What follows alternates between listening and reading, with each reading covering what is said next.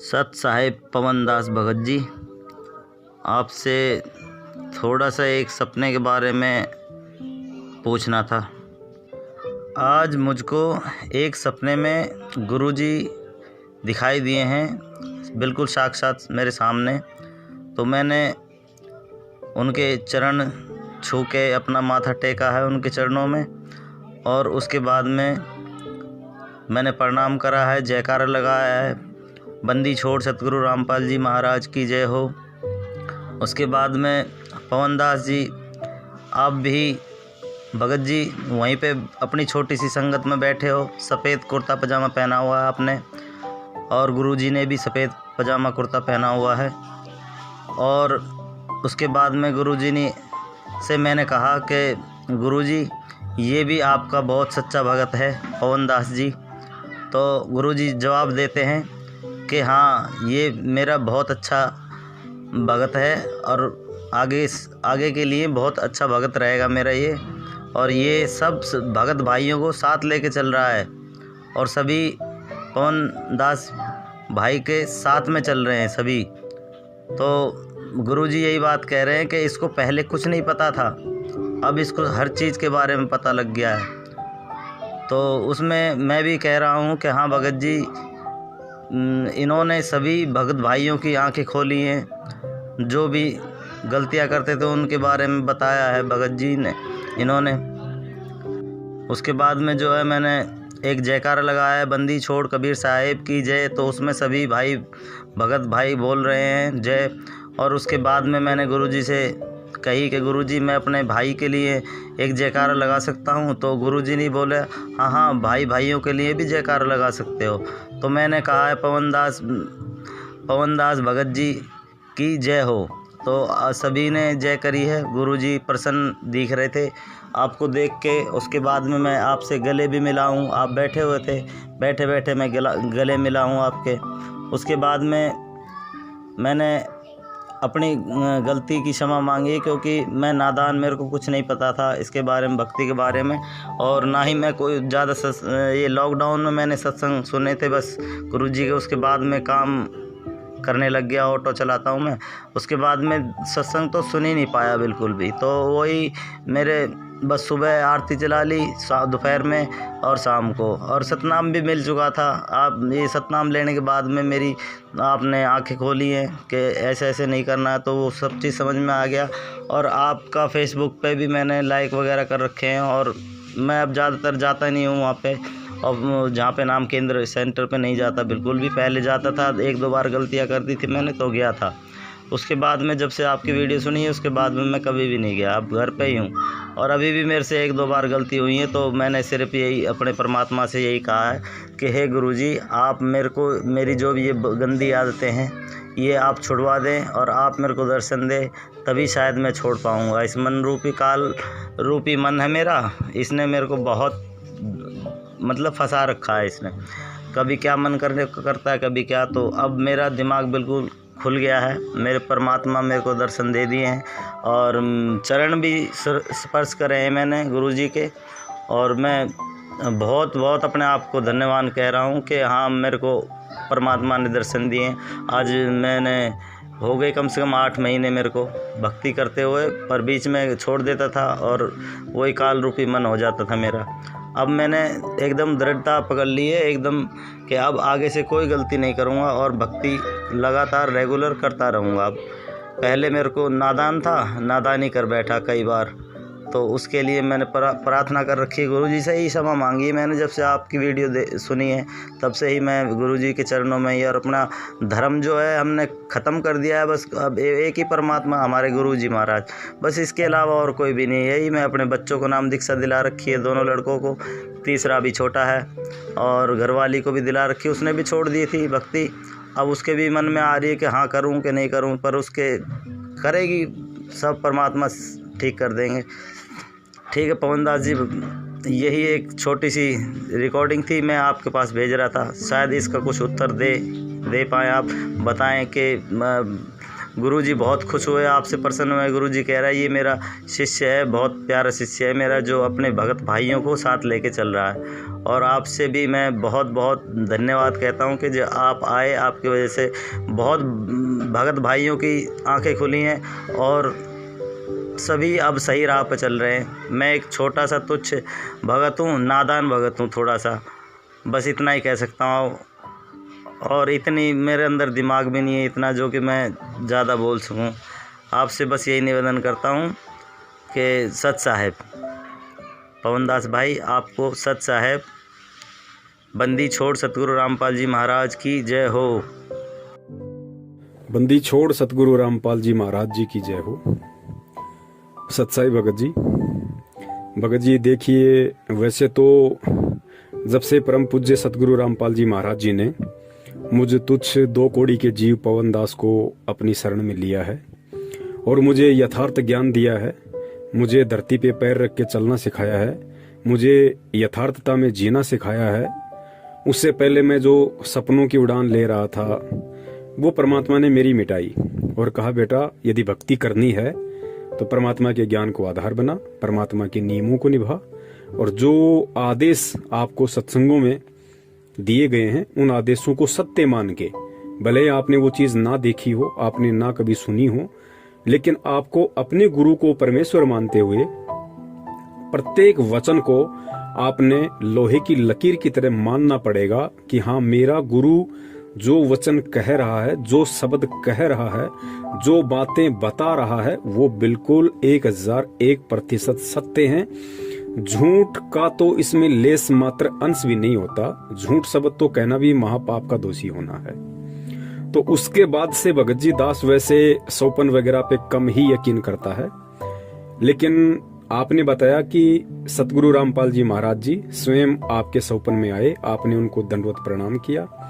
तो भगत जी दास सतगुरुदेव जी की प्रेरणा से काफी समय पहले ही अपने लाइव शंका समाधान में एक वीडियो बना चुका है, जिसका विषय था कि सतगुरु रामपाल जी महाराज जी का वर्तमान का जो स्वरूप है उस स्वरूप को अन्य कोई भी शक्ति धारण नहीं कर सकती है।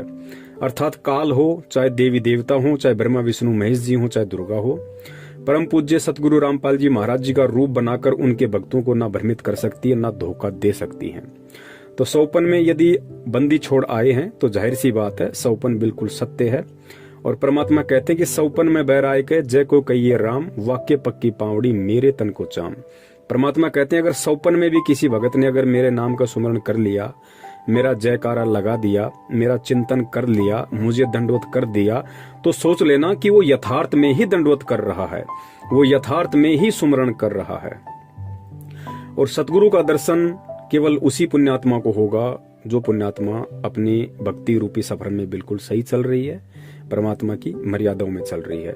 ऐसी बात नहीं जिसको सौपन अभी नहीं आए हैं या नहीं आ रहे हैं तो वो भगत भाई बहन ये ना सोचे कि फिर हम भक्ति मार्ग पे सही नहीं चल रहे। ऐसी बात नहीं पुण्यात्मा, जैसे जैसे हमारी भक्ति बढ़ती चली जाएगी, जैसे जैसे हम परमात्मा के प्रति ज्यादा से ज्यादा चिंतन और मनन करेंगे, उनके सत्संगों को सुनेंगे, तो हमारा ज्यादा से ज्यादा समय परमात्मा के सोच विचार में व्यतीत होगा। और जिस चीज के विषय में, जिस वस्तु के विषय में हम ज्यादा से ज्यादा चिंतन करेंगे, मनन करेंगे, मंथन करेंगे, तो जाहिर सी बात है हमें सौपन भी फिर उन्हीं के आएंगे। तो सौपन में भगत जी बंदी छोड़ स्वयं थे, तो इसमें कोई बड़ी बात नहीं है, परमात्मा ही थे, परमात्मा के अलावा और कोई नहीं था। और आप जी ने जिक्र किया कि दास भी वहीं पे बैठा हुआ था, और जैसा भी आपने बताया कि परमात्मा भी सफेद कपड़ों में थे, आपने भी सफेद कपड़े पहन रखे थे। आपने कहा कि परमात्मा ये पवन दास आपका बहुत अच्छा भगत है परमात्मा। तो परमात्मा ने कहा हाँ भाई बिल्कुल सही बात है, मेरा बहुत अच्छा भगत है, भक्तों को साथ लेके चल रहा है, आगे भी अच्छा ही रहेगा।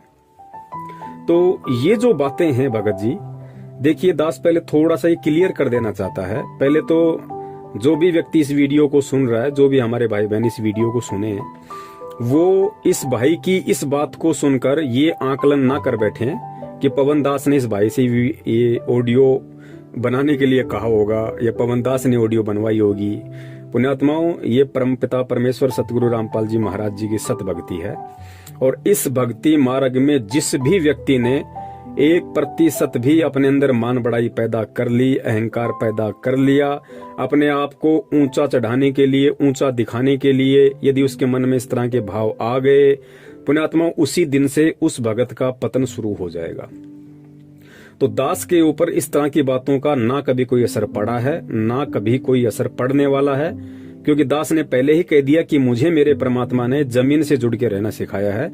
और ये सत्संग सुना सुना के परमात्मा ने दास के हृदय में जमा जमा के परमात्मा ने सबसे पहले मुझे मेरी औकात याद दिलाई है कि तेरी औकात राह के पत्थर के बराबर भी नहीं है, तेरी औकात कंकर के बराबर भी नहीं है। कंकर की औकात क्यों नहीं होती? क्योंकि कोई भी व्यक्ति उसको ठोकर मारता हुआ चलता है। तो दास को परमेश्वर ने मेरी औकात जड़ से दिखाई हुई है, जिस कारण से इन सभी बातों का या इस तरह की बातों का मुझ दास के ऊपर संजय की तरह या अन्य किसी भगत भाई बहन की तरह कोई असर नहीं होने वाला है। और ना मैं इन बातों से ज्यादा मैं प्रसन्न होता हूं, और ना ही ऐसी बातें सुन के कि भाई मुझे भक्ति पे बहुत ज्यादा मुझे दृढ़ता आती है। नहीं पुण्यात्मा, भक्ति पे दृढ़ता आएगी परमात्मा के सत्संग सुनकर, ज्ञान को आधार बनाने से। सौपन में कही गई बातों से या किसी की मीठी मीठी बातों से भक्ति पे दृढ़ता यदि किसी में आती है, वो भी अच्छी बात है, लेकिन वो दृढ़ता उसके लिए खतरनाक साबित हो जाएगी। और जो सत्संग सुन के ज्ञान आधार से अपने आप को मरा हुआ समझ के जो इस भक्ति मार्ग पे दृढ़ता लाएगा, वही इस भक्ति मार्ग पे अंततः परमात्मा की उंगली पकड़ के चल पाएगा, अन्यथा संभव नहीं है। पुण्यात्मो, दास में इसका जरा सा भी श्रेय नहीं है। देखिए, आज अगर परमेश्वर ने दास को थोड़ी बहुत कोई सेवा दे रखी है, संगत को जगाने की या शंका समाधान की, भगत भाइयों को काल के प्रभाव से सचेत करने की कि वे किस किस प्रकार से काल हमारे को ठगता है, हमारी भक्ति को ठगता है, किन किन सूक्ष्म विधियों से काल परमात्मा से भगत को तोड़ने की पूरी कोशिश करता है और वर्तमान में कर भी रहा है। खुलासा भी परमात्मा ने बहुत सारा करवाया। तो ये सारी बातें यदि दास के समझ में आ रही हैं, तो पुण्यात्मा, इसमें दास का 0% भी श्रेय नहीं है। और वैसे भी भगत ने बताया वो बात बिल्कुल सत्य है, 1% भी झूठ नहीं है। भगत ने जब परमेश्वर से कहा कि मालिक, आपका जो बच्चा है पवन दास हमारी सारी संगत को जगा रहा है, तो परमात्मा ने कहा कि बेटा, पहले इसको कुछ भी नहीं पता था, लेकिन अब इसको सब कुछ मालूम पड़ गया। पुण्यात्मा, ये बात तो बिल्कुल 101% सत्य है। आज से लगभग 3-4 साल से दास सच्चाई का खुलासा संगत में कर रहा है, लेकिन ये जो शंका समाधान वाली जो शंका समाधान वाली जो सेवा परमेश्वर ने दास को पिछले 2-3 महीनों से सौंपी है प्रेरणा करके, पुण्यात्मा, इसके विषय में दास को ज्यादा नॉलेज नहीं थी बिल्कुल भी। और ना दास के मन में कभी ये विचार आया था कि इस तरह से मैं अपने भगत भाइयों की शंकाओं का निवारण करूं। कभी भी दास के अंदर ये विचार नहीं आया था, और ना ही दास में वो बुद्धि थी आज से 3-4 महीने पहले। ये हकीकत है। ठीक है, बरवाला कांड में मैं स्वयं वहां पे था, और बरवाला कांड के विषय में बहुत सारे सबूत मीडिया के माध्यम से, न्यूज़पेपरों के माध्यम से, भगत भाइयों के माध्यम से, और मैंने अपनी आंखों से जो वहां देखा बरवाला कांड के समय, उस आधार से दास बरवाला कांड का खुलासा कर रहा था कि भाई ऐसी ऐसी घटना है। और गुरुजी ने इन बातों के विषय में कभी नहीं कहा। मैनेजमेंट हमारे को जबरदस्ती इस तरीके से बहका रहा है, फुसला रहा है, और हमारे को काल की हद में लेके जा रहा है। और गुरुजी का इसमें किसी प्रकार का कोई दोष नहीं है, ना किसी प्रकार का कोई रोल है। तो उन चीजों के तो सारे सबूत परमात्मा ने दिए हुए थे, इसलिए दास बरवाला कांड को लेके भगत भाइयों को सचेत कर रहा था। लेकिन शंका समाधान की सेवा परमेश्वर दास को देंगे, ये आज से 3 महीने पहले दास को सौपन में भी ऐसा नहीं था। जो मधु बहन है और जयपुर से अपने कजोड़ भगत जी हैं, उनका दास के पास में कॉल आया और उन्होंने दास को ये सलाह दी। दास से पहले परमात्मा ने उन आत्माओं में ये प्रेरणा की। उन आत्माओं ने फिर दास को फोन किया। हम 3-4 कॉन्फ्रेंस पे थे।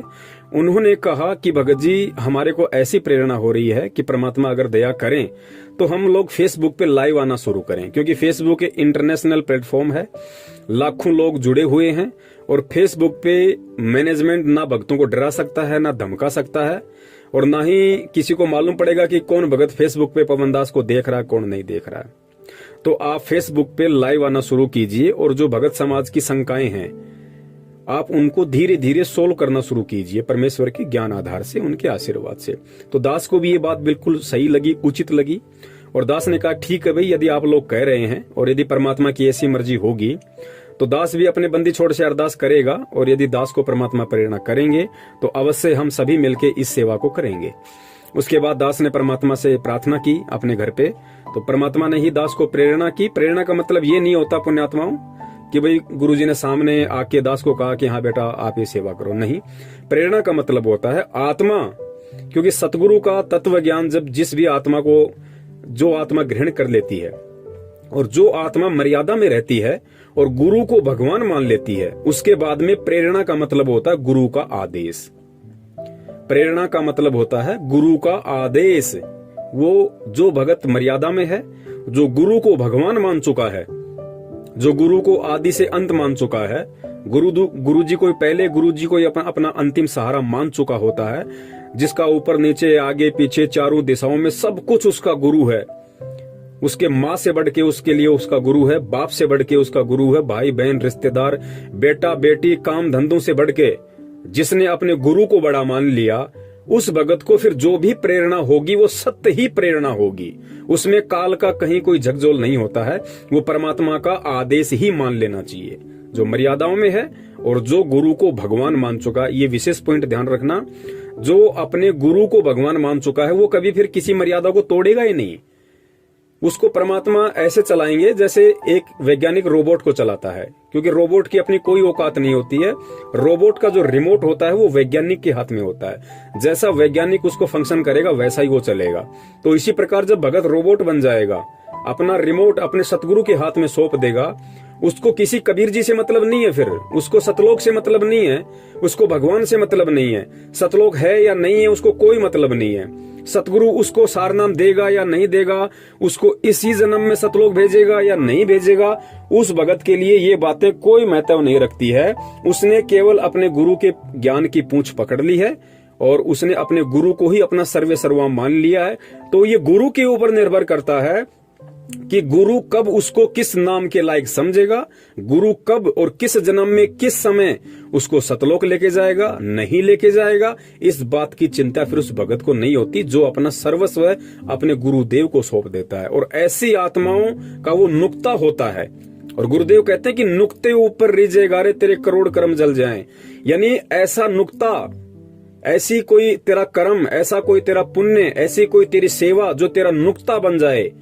नुक्ते का मतलब होता है वो पॉइंट, वो टर्निंग पॉइंट, कि गुरु उसके ऊपर प्रसन्न हो जाए, तेरे उस वचन पे, तेरी उस सेवा पे, तेरे उस कर्म पे, उसको नुक्ता कहते हैं। और कहते हैं नुक्ते ऊपर रीझे गारे तेरे करोड़ कर्म जल जाएं। परमात्मा सब कुछ इस काल के बंधन सेकंडों में उस भगत के तोड़ के रख देता है। और ये वाणी फिर उस भगत के ऊपर लागू होती है जो इस तरीके से अपने आप को गुरु के प्रति समर्पित कर देता है। फिर परमात्मा कहते हैं कि तुम कर दो पल में पार हो जा रजा तेरी।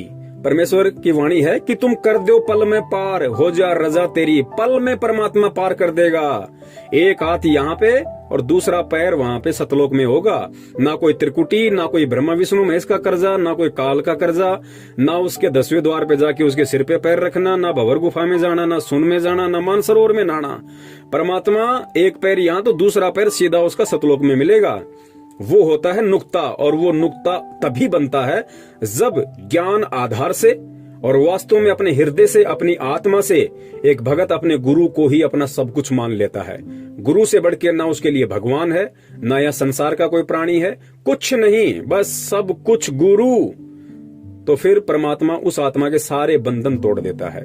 तो ऐसी आत्मा को फिर जो भी प्रेरणा होगी वो सत प्रेरणा होगी। परमात्मा का वो सन्मुख आदेश ही मान लेना चाहिए।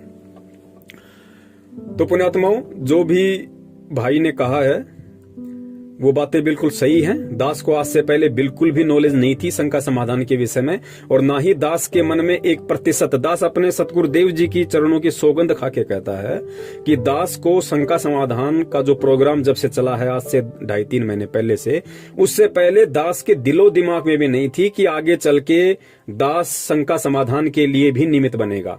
बिल्कुल जैसे ही मधु बहन का फोन आया, कजोड़ भाई का फोन आया, उन्होंने दास को अवगत करवाया, तो दास ने परमात्मा से प्रार्थना की और परमात्मा ने फिर दास को प्रेरणा की कि हाँ बेटा, बिल्कुल ये आपकी सेवा बनती है भाई, ये आपकी जिम्मेदारी है, ये आप ही के भगत भाई बहन है, किसी और के नहीं है।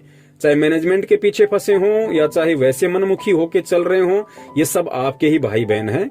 और जो समझदार भाई होता है, जो बड़ा होता है, उसकी जिम्मेदारी बनती है, उसका उत्तरदायित्व बनता है कि वो अपने छोटे भाई बहनों को सही राह दिखाए, यदि उसको पता है तो। इस आधार से दास फिर इस शंका समाधान वाले प्रोग्राम में आना शुरू हुआ। और पुण्यात्माओं, मान बढ़ाई और अहंकार का इस भक्ति मार्ग में लेस मात्र भी स्थान नहीं है। यदि किसी ने जरा भी अपने अंदर अहंकार भाव प्रकट कर दिया, उसी दिन से वो परमात्मा से दूर है। और दास बार बार कहता है कि जैसे बहुत सारे भगत भाई कहते हैं कि पवन भगत जी, आप पे तो परमात्मा की विशेष दया है, आप परमात्मा की विशेष पुण्य आत्मा हो। ठीक है, उस भगत भाई के ऐसे विचार हो सकते हैं, ऐसे विचार आने में कोई दोष नहीं है। क्योंकि पुण्यात्माओं, सबसे पहले तो हमने एक पॉइंट को क्लियर कर लेना चाहिए। जिस भी आत्मा ने सतगुरु रामपाल जी महाराज जी से नाम दीक्षा ले ली, और जो व्यक्ति 1 साल भी इस भक्ति मार्ग पे टिक गया, इस भक्ति मार्ग पे परमात्मा की भक्ति करते करते, सत्संग सुनते सुनते जिसको 1 वर्ष हो गया हो, उसके हृदय में यहाँ का ना कोई व्यक्ति गुरु का स्थान ले सकता, ना ब्रह्मा विष्णु महेश जी गुरु का स्थान ले सकते, ना काल ले सकता, ना दुर्गा ले सकती। कोई भी व्यक्ति उस भगत के हृदय में एज ए परमात्मा, एज ए गुरु प्रविष्ट नहीं हो सकता, समा नहीं सकता। चाहे वो अपनी किसी गलती से या चाहे अपने किसी माड़े कर्म से, चाहे वो भक्ति छोड़ दे, चाहे वो दूसरे पंथ में जाके अपना कोई नया गुरु बना लिया हो, लेकिन फिर भी वो परमात्मा का तत्व ज्ञान उसके अंदर, वो लहरें हमेशा हिलोरे मारती रहेंगी, उसको ढंग से जीने नहीं देंगी, उसको वो संतुष्टि, वो आत्म संतोष उसको इस दुनिया में कहीं नहीं मिलेगा। भले ही उसने शंकराचार्य को अपना गुरु बना लिया हो, संत रामपाल जी महाराज जी की भक्ति छोड़ के, लेकिन वो चीजें हमेशा उसके अंदर कांटे की तरह चुभती रहेंगी कि भाई बंदी छोड़ तो एक ही है दुनिया में। और जो ज्ञान संत रामपाल जी महाराज जी ने दे दिया, भाई उस ज्ञान के बराबर तो किसी के पास ज्ञान का टपका भी नहीं है। तो पुण्यात्माओं, ठीक इसी प्रकार अभी जैसे हिमाचल में जो संजय है, ठीक है, वर्तमान में वो गुरुद्रोही हो गया है। उसने स्वयं भक्तों को आशीर्वाद देना, जो हाथ की मुद्रा होती है, जैसे हमारे परमेश्वर कर सकते हैं और कोई नहीं कर सकता, लोगों को दंडवत करवाता है, 56 प्रकार के भोग लगवाता है, फिर खुद ही खाता है। ठीक है, वो गुरुद्रोही हो गया, इसमें कोई संशय नहीं है, बिल्कुल वो 101% गुरुद्रोही है। लेकिन उसके पीछे भी जो 20-25 भगत लगे हुए हैं, पुण्यात्मा विचार कर लेना, वो संजय को अपना गुरु नहीं मान रहे। भले ही संजय ने अपने आप को गुरु घोषित कर दिया, लेकिन संजय ने अपने आप को गुरु घोषित किया है तो गुरु जी को ऊपर रखा है। आप इस पॉइंट को ध्यान रखना। दास उसका फेवर नहीं कर रहा, लेकिन दास आपको हकीकत बता रहा है इस भक्ति मार्ग की, कि परमात्मा का तत्व ज्ञान एक किसी भी आत्मा के अंतःकरण में प्रविष्ट होने के बाद में क्यों गुरु उसके अंदर से नहीं निकल सकता। संजय ने गुरु जी को फिर भी ऊपर रखा। ये संजय की चालबाजी है, ये उसका षड्यंत्र है। उसको अच्छे से पता है यदि मैं गुरु जी को ही साइड में कर दूंगा तो कोई भगत आश्रम में नहीं टिकने वाला। इसलिए उसने एक चाल चली, क्योंकि काल इसी प्रकार से सूक्ष्म चाल चलता है। उसने गुरु जी को फिर भी ऊपर रखा कि गुरु जी तो परमात्मा है, मैं उनका संत हूँ। सतगुरु अलग होता है, संत अलग होता है, मेरे को परमात्मा ने निमित्त बना रखा है। वो अपनी फोटो के ऊपर गुरु जी की फोटो लगाता ताकि वो आत्माएं भ्रमित होके और मेरे पीछे लगी रहें। भले ही वो आत्माएं, चाहे वो 20 भगत हों चाहे 25 भगत हों, भले ही वो दंडवत संजय को करते हैं, लेकिन उनके हृदय से गुरुजी निकल नहीं रहे। उनके हृदय से परमात्मा को कोई निकाल नहीं सकता। और जिस दिन संजय ने गुरुजी की फोटो हटा दी, आज समझ लेना उसी दिन से वो आत्माएं दूर हो जाएंगी, उससे ऑटोमेटिक दूर हो जाएंगी। क्योंकि वो आत्माएं अगर जुड़ी हुई हैं तो उनको बेचारियों को भ्रमित कर रखा है, उनका माइंड वॉश कर रखा है कि गुरुजी ही भगवान हैं, लेकिन गुरुजी ने निमित्त मुझे बना रखा है। शास्त्रों में ऐसा विधान है, गीता जी में एक जगह ऐसा लिखा हुआ है, तुम ऐसा करोगे तो ऐसा होगे। ये काल भगवान का बहुत बड़ा षड्यंत्र, बहुत बड़ी चाल होती है। धोखे में कोई भी आत्मा आ सकती है, कोई बड़ी बात नहीं है। तो वो जितने भी 15-20 आत्माएं हैं वो बेचारी धोखे का शिकार हैं, क्योंकि उस नालायक ने परमात्मा तो केवल मतलब संत रामपाल जी महाराज जी को ही घोषित कर रखा है, लेकिन काम नीचे सारे काल भगवान वाले कर रहा हो। इस वजह से वो आत्माएं बेचारी थोड़ी सी भ्रमित हैं। तो दास यहाँ पे ये कहना चाह रहा है कि जो भी भगत भाई बहन दास के प्रति इस तरह के भाव रखते हैं एज ए गुरु भाई, कि पवन भाई बहुत अच्छी आत्मा है, बहुत अच्छी सेवा कर रहा है, आप परमात्मा की विशेष आत्माएं हो, तो बहुत सारे भाई कह देते हैं कि भाई ये भाव तो परमात्मा में होने चाहिए, पवन भगत जी के प्रति नहीं होने चाहिए। बिल्कुल उसकी भी बात सही है, लेकिन उस पुण्यात्मा को ये सोचना चाहिए कि वो भगत भाई बहन यदि ये शब्द बोल रहा है तो उसके अंदर के भाव क्या हैं। तुम खाली उसकी जुबान को मत देखो, वो पवन की कोई बड़ाई नहीं कर रहा, पवन को कोई सिंहासन पे नहीं बैठा रहा, पवन को कोई as a Guru, as a कोई भगवान नहीं देख रहा हो, वो पवन को एज ए गुरु भाई ही देख रहा है, एज ए गुरु भाई ही देखेगा वो। और एज ए गुरु भाई देखने में किसी को कोई दोष नहीं है, पवन भी किसी को देख सकता है। यदि ऐसा कोई परमात्मा का बच्चा हो तो पवन भी उसको उसी स्थान पे देख सकता है कि भगत जी वास्तव में आप पे तो परमात्मा की विशेष दया है, आप जी तो बहुत अच्छी निर्भरता से परमात्मा की सेवा कर रहे हो। तो इसमें कोई दास ये थोड़ी कि उस भगत को दास एज ए मतलब एज ए संत रामपाल जी महाराज जी देख रहा है या एज ए अपना गुरु देख रहा है, नहीं। तो भाई ने जो कहा वहां पे वो बातें बिल्कुल सही हैं, बिल्कुल सत्य हैं। देखो भक्ति मार्ग में पुण्यात्माओं ना कोई सीनियर होता है ना कोई जूनियर होता है, ये सारी बातें परमात्मा ने बता रखी हैं, हमने सुनी या नहीं सुनी ये एक बात अलग है। इस सतगुरु रामपाल जी महाराज जी के सत भक्ति मार्ग में ना कोई छोटा है ना कोई बड़ा है, ना कोई सीनियर है ना कोई जूनियर है। यहाँ पे वो भगत भी उसी कैटेगरी में है जिस भगत ने 1994 में नाम दीक्षा ली होगी, और वो भगत भी उसी कैटेगरी में जिस भगत ने सन 2014 में नाम दीक्षा ली होगी। क्योंकि परमेश्वर समदृष्टि होते हैं, परमेश्वर कभी किसी में ऊंच नीच का भाव नहीं देखते। तो जब परमेश्वर समदृष्टि है, परमेश्वर ऊंच नीच का भाव नहीं देखता, तो परमेश्वर का बच्चा कैसे एक दूसरे भगत के प्रति ऊंच नीच के भाव ला सकता है। लेकिन हाँ, जो जैसी भक्ति कर रहा है, जो जैसी सेवा कर रहा है, तो भैया सेवा के अकॉर्डिंग यदि कोई ऐसा कह देता है तो उसमें उसको किसी प्रकार का कोई दोष नहीं होता है। और आगे फिर भगत जी ने बताया कि भाई मैंने फिर सतगुरु रामपाल जी महाराज जी का जयकारा लगाया और फिर मैंने परमात्मा से अरदास करी कि हे परमात्मा, क्या मैं अपने गुरु भाई का भी जयकारा लगा सकता हूँ? तो परमेश्वर ने कहा कि हाँ बेटा लगा सकते हो, कोई दिक्कत नहीं। फिर उस भगत भाई ने कहा कि मैंने जयकारा लगाया।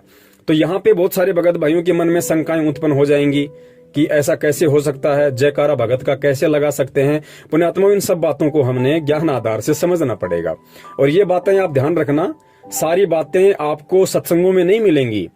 कुछ बातें होती हैं वो परमात्मा प्रेरणा करते हैं, और वो प्रेरणा परमात्मा तभी करेंगे जैसा दास ने पहले बताया कि जब आप अपने एडी से चोटी तक अपने आप को अपने गुरुजी के प्रति समर्पित कर दोगे तो परमात्मा आपको सत्संगों से बाहर की बातें भी आपके दिलो दिमाग में डाल देगा, क्योंकि वो होता है ज्ञान योग खोलना।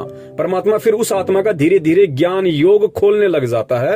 वो भगत चाहे 2 घंटे बोलता रहे, वो बोलता रहेगा, उसने कोई कहीं पढ़ा नहीं, उसने कहीं कुछ देखा नहीं, वो कॉपी पेन लिख के नहीं बैठा हुआ। परमात्मा आगे से आगे पॉइंट उसकी नजरों के सामने लाते रहते हैं, उसके दिमाग में वो बातें आती रहती हैं और बात आगे से आगे परमात्मा के ज्ञान आधार से बढ़ती रहती है। उसको कहते हैं ज्ञान योग।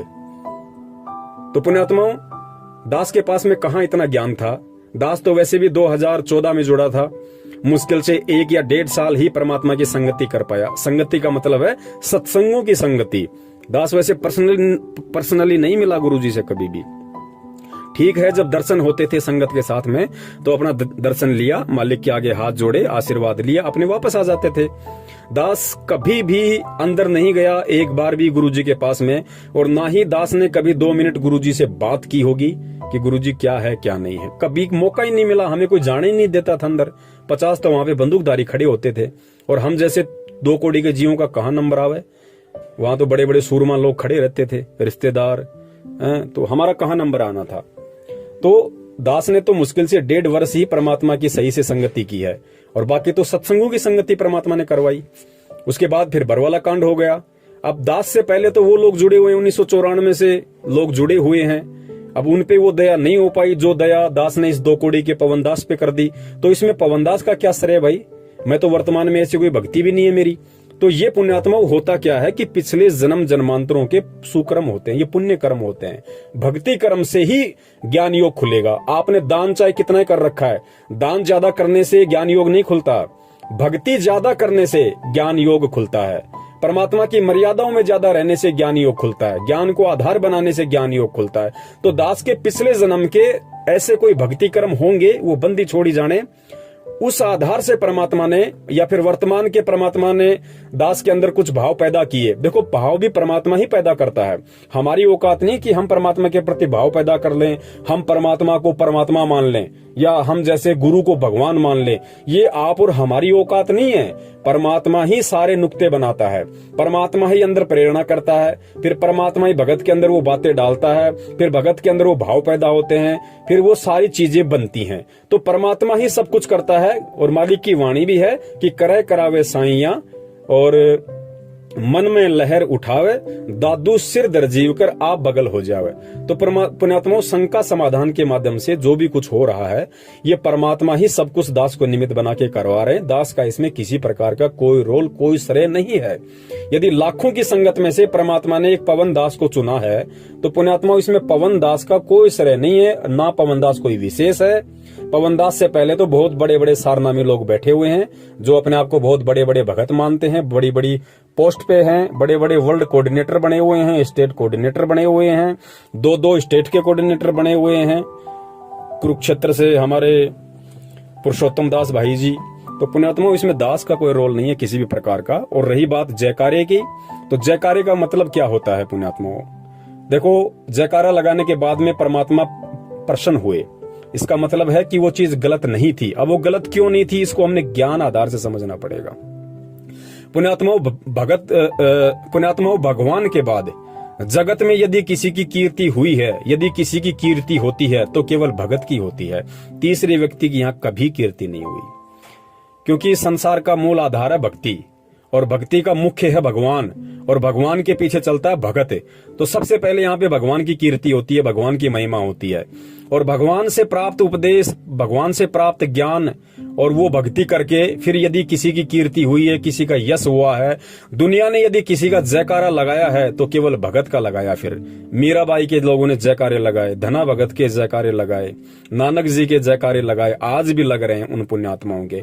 तो भगत के बाद में, भगवान के बाद में भगत के ही जयकारे लगते हैं। तो परमात्मा ने इस दृष्टिकोण से, क्योंकि जिस समय 54 में उस पुण्यात्मा ने गुरुजी से जो ये पूछा कि गुरुजी क्या मैं अपने भगत भाई का भी जयकारा लगा सकता हूं, तो परमात्मा अंतर्यामी होते हैं। परमात्मा को पता था कि ये अपने भगत भाई का जयकारा एज ए गुरु नहीं लगा रहा, एज ए गुरु भाई लगा रहा है कि मेरे भाई ने मेरे ही सतगुरु से प्राप्त ज्ञान आधार से जो संगत को जगाने का काम किया है, या जिस तरीके से वो परमात्मा की सेवा कर रहा है उनके चरणों में रह के, उस आधार से वो इसका अधिकारी है। इसलिए उस भाई ने परमात्मा से इस आधार से प्रार्थना की थी और परमेश्वर अंतर्यामी है, तो परमेश्वर ने इस बात को समझ के कहा कि हाँ भाई, एज ए गुरु भाई आप जयकारा लगा सकते हो। लेकिन पुण्यात्मा, वो 54 में ही मालिक ने उनको आदेश दिया था। वर्तमान में हमने ऐसा नहीं करना। कहीं कोई भगत भाई बहन ये समझे कि लो भाई हम पवन भाई का जयकारा लगा दें। पुण्यात्मा, ये गलती नहीं करनी बिल्कुल भूल के भी, वरना इसके दोषी आप स्वयं हो जाओगे।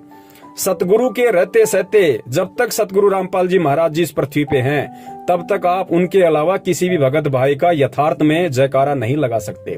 और बाद में तो हम सभी के जयकारे लगेंगे भाई। जो आज सतसेवक बन के परमात्मा की सत भक्ति मार्ग पे डटे हुए हैं, गुरु के ज्ञान को आधार बना के स्वयं चल रहे हैं, दूसरे भाइयों को चलने की सलाह दे रहे हैं। पुण्यात्माओं, जब हमारा यहाँ से शरीर छूट जाएगा उसके बाद हमें मतलब ही नहीं चाहे हमारा जयकारा लगे या ना लगे, लेकिन पुण्यात्माओं जयकारा लगेगा आने वाली पुण्यात्माओं के लिए, उनको उदाहरण पेश करने के लिए कि वो जैसे भगत थे, जैसा वो कर गए, उस तरीके से तुम करोगे तो तुम्हारा बेड़ा पार होगा। जैसे आज गुरुजी नानक जी के विषय में बताते हैं, धर्मदास जी के विषय में बताते हैं, अपने आप को छुपाते हुए गरीबदास जी महाराज जी के विषय में बताते हैं, दादू जी के विषय में बताते हैं, मीरा के विषय में बताते हैं, धना भगत के विषय में बताते हैं। वो भी तो भगत थे, लेकिन उनके जयकारे उस समय नहीं लगे, उनके जयकारे जाने के बाद आज लग रहे। लेकिन पुण्यात्माओं, आज हमें परमात्मा ने इतना ज्ञान दे दिया कि आज हमारे अंदर किसी भी प्रकार का वो मान बढ़ाई और अहंकार नहीं आ सकता। उन पुण्यात्माओं के जाने के बाद जयकारे इसलिए लगे क्योंकि उस समय ज्ञान आधार नहीं था इतना। परमात्मा ने तो ज्ञान दे दिया था, लेकिन वो पुण्यात्माएं अपने संस्कारवश ज्ञान को आधार नहीं बना सकती थी। इसलिए परमात्मा ने उस समय उनके शरीर में रहते सहते उनके जयकारे नहीं लगवाए। अगर उस समय उनके जयकारे लग जाते तो उस समय ज्ञान पुण्यात्माओं वो संपूर्ण परमात्मा ने मूल ज्ञान नहीं दिया था जो आज 1994 से दे रहे हैं। तो उनके अंदर कहीं न कहीं वो मान बढ़ाई आ सकती थी, कहीं न कहीं अहंकार भाव जागृत हो सकता था। लेकिन आज परमेश्वर ने पूरा पिटारा खोल दिया अपने तत्व ज्ञान का, संपूर्ण खुलासा कर दिया अपने मूल ज्ञान का।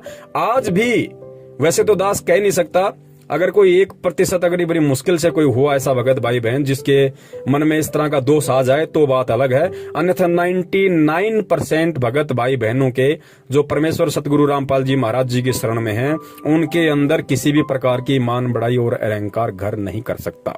अब आप कहेंगे कि संजय के अंदर ऐसा क्यों हुआ? भैया, संजय को पहले से ही काल ने भेजा हुआ था। संजय को जब इस पृथ्वी पे जन्म मिला तो उसको जन्म दिया काल ने। ध्यान रखना इस बात को, उसको काल ने अपना दूत बना के यहाँ पे भेजा हुआ था।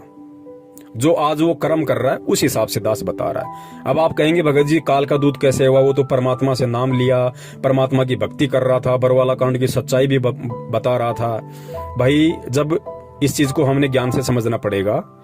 कमाल को परमात्मा ने काल का विशेष दूत बताया था कि काल ने उसको विशेष रूप से इस भक्ति मार्ग को अवरुद्ध करने के लिए भेजा था।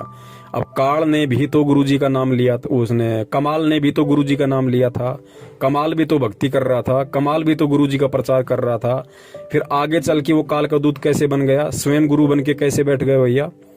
तो पुण्यात्माओं, ये समय आने पे काल के दूत अपना रंग दिखा देते हैं।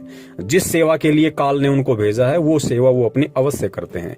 तो काल जो संजय था वो शुरू से ही काल का दूत था, और आप और हमारा सौभाग्य जो परमात्मा ने हमें बचाया, उसके साथ रहते सहते भी परमात्मा ने बचाया। पुण्यात्मा, उसने दास को बहुत भरमाने की कोशिश की, बहुत भटकाने की कोशिश की कि तू सर्वानंद की आत्मा है, तू ऐसा है, तू वैसा है। लेकिन दास के ऊपर 1% भी इस बात का असर नहीं हुआ कि मैं सर्वानंद की आत्मा हूं तो मैं बहुत बड़ी आत्मा हूं। दास हमेशा ये सोचता था कि यदि मैं सर्वानंद की आत्मा हूं भी तो मेरे से बड़ा नीच, मेरे से बड़ा दुष्ट कोई नहीं होगा जो मैं उस समय परमात्मा को चूक गया। और यदि मैं सर्वानंद की आत्मा हूं तो मुझे अपनी उन गलतियों पर ध्यान देना चाहिए, मुझे अपनी उन कमजोरियों पर ध्यान देना चाहिए जिन कमजोरियों के चलते मैं 650 साल पहले पार नहीं हो पाया। सर्वानंद का ढोल नहीं पीटना चाहिए, मुझे अपनी उन कमजोरियों को परमात्मा से प्रार्थना कर करके याद करना चाहिए कि परमेश्वर मुझ नीच से 650 साल पहले ऐसी कौन सी मिस्टेक हो गई, ऐसी कौन सी गलती हो गई परमात्मा, जो साक्षात आप धरती पे थे आज की तरह, और आपसे ज्ञान और नाम लेने के बाद मैं सतलोक नहीं जा पाया। तब तो है फायदा। और जो अपने आप को फिर सर्वानंद या नानक समझ के फूल जाए डफ की तरह और अपने आप को पुजवाने लग जाए, फिर उससे बड़ा दुष्ट और नीच प्राणी भी दुनिया में कोई नहीं, जैसा कि संजय ने किया। तो पुण्यात्माओं, इस प्रकार हमने हर चीज को परमात्मा के ज्ञान आधार से समझना पड़ेगा। अब ये ऑडियो बनाना इसलिए भी जरूरी था क्योंकि भगत भाई ने खुद ये दास के पास ऑडियो भेजी थी और उन्होंने इस सौपन का समाधान चाहा कि भगत जी मैं कुछ ज्यादा समझ नहीं पाया, आप थोड़ा सा इसको क्लियर करो।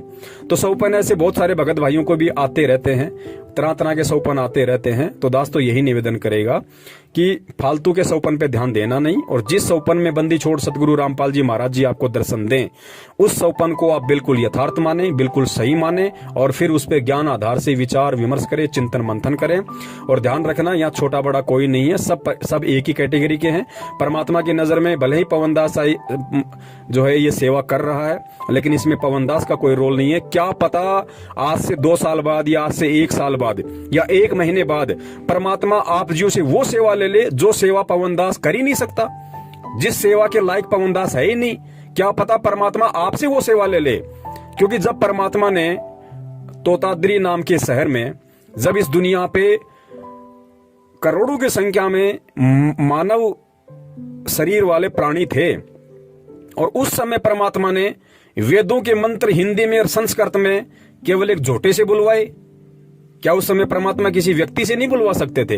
लेकिन परमात्मा ने वहां पे अपने समर्थता दिखाई थी कि बंदी छोड़ क्या नहीं कर सकता। परमात्मा को जरूरी नहीं कि कोई पवनदास को निमित्त बनाए, या किसी मधु बहन को निमित्त बनाए, या किसी कजोड़ भाई को निमित्त बनाए, या जितने भी हमारे सत्सेवक भाई बहन हैं परमात्मा उन्हीं को निमित्त बनाए।